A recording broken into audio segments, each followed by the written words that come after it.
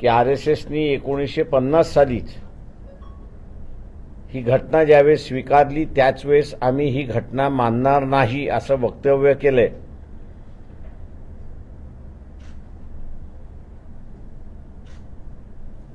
आणि मोदींच्या नेतृत्वाखाली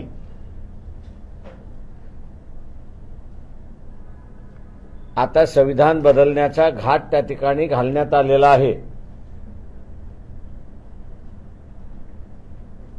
RSSने अत्यंत चालाकीने ओबीसींच्याच हस्ते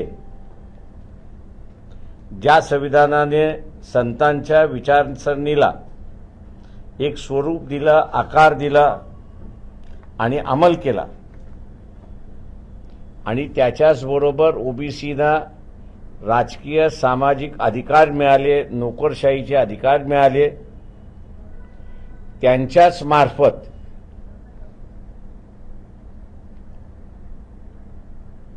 आता घटना बदलण्याची चर्चा पुन्हा सुरुवात झालेली आहे।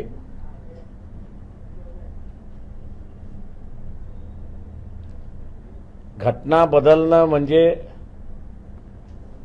या देशामध्ये अराजकतेला आमंत्रण देणं,